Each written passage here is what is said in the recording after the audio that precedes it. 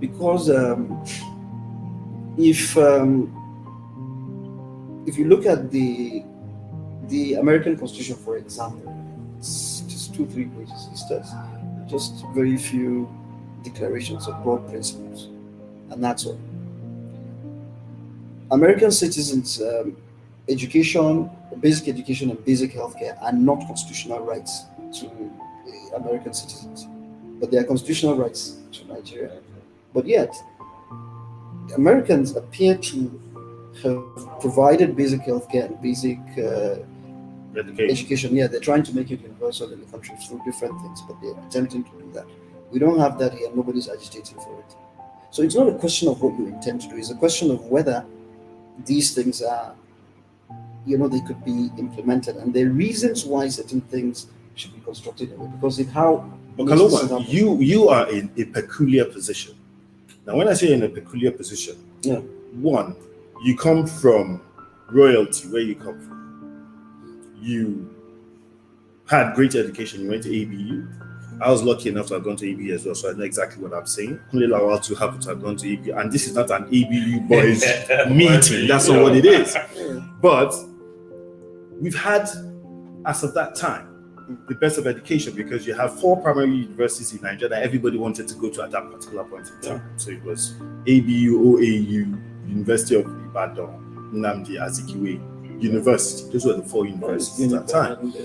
Exactly. So you've had royalty, you had the education, and then you've had the support, because you come from a very strong family support structure. Now, you have seen things firsthand, especially when you talk of your primary constituents. Now, when you talk of level of education, access to education, and then the laws, how do you correlate these things, you being a politician? Okay, first and foremost, in continuation to what I was saying, you see, the law, it makes a fundamental assumption. There's a presumption that those that are going to operate it, those saddle responsibility to operate the law, are decent and honest people. There's a presumption to that effect, and that's the reason why the law is written the way it is. You construct your own legal system on the basis of social reality, on the basis of what that particular legal system is supposed to cater for. If there's a total misalignment, or the presumptions under which the law was made is not sitting on that particular reality, there's no reason why those things will work in the way that you expect. In a holistic sense, look at Nigeria. You have the ethnic nationalities that made up Nigeria. Yes. Right? You have a common colonial heritage, but a difference in terms of even the realities of the colonial relationship. You had largely indirect rule in the north, and a completely different administrative structure that operated in the south. If you look at the constitutional development of the country as well, from the Macpherson constitution all the way to the constitution, the Clifford, all the way to the 99 constitution, you will see that the treatment of Nigeria as an entire entity in terms of how these systems were happening, it took a long time for those things to happen. When the local government reforms of 1976 were done, called the Suki reforms, it kind of retired the old native authority system and brought in the local governments, especially in the north. Now, and the Sukis happened to have suffered under the fate of that same policy, that law. Well, I think the discussion regarding the significance of that legislation, I think it's far deeper and far greater than the effect it has on the fate of somebody sitting on a traditional stool. The significance is that if you look at the First Republic leaders and the social political structures in place, you will see that there were systems and structures that had evolved and are in sync with the social system in place. And the priorities of the people in terms of their perceptions and understanding were something that fit like a glove. Okay. Now, by severing the link between the native authority system that effectively is an amended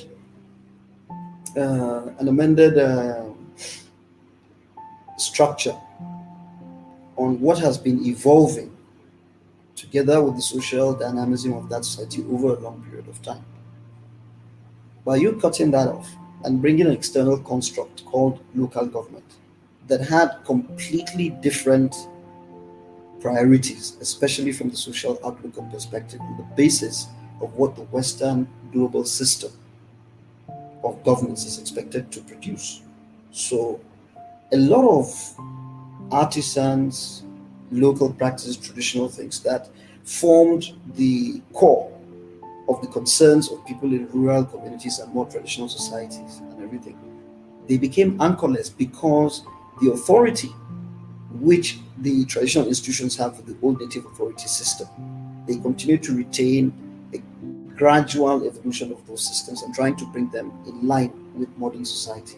But when the link was severed, it meant that a large portion of the society, its concerns and its priorities became totally unregulated, and it became an unanchored reality.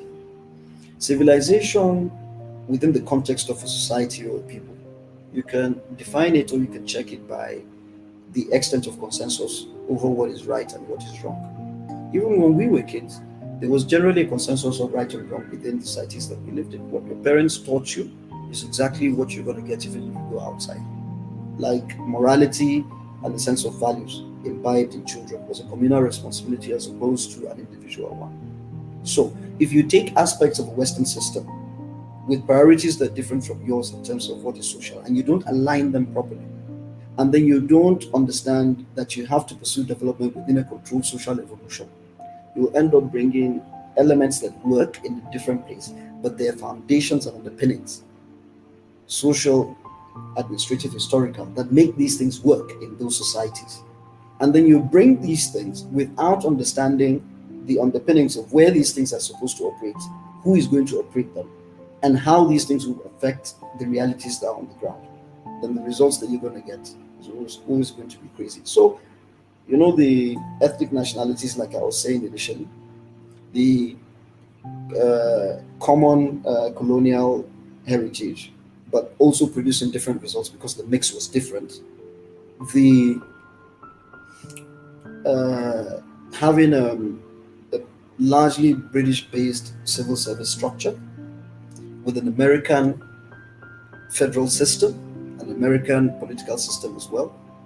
So by the time you look at the different facets of what makes up a country in terms of the people and the systems and structures you have in place, you will see that there's misalignment at every level. So it is not surprising that we appear to be confused about everything, because you know that synergy that is supposed to exist within the systems that we're trying to operate is totally non-existent.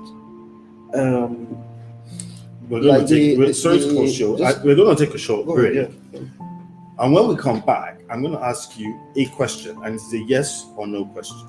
That yes or no question will now be transferred on to KUNLE, for KUNLE to pick it up and then expatiate. We'll be right back shortly after this.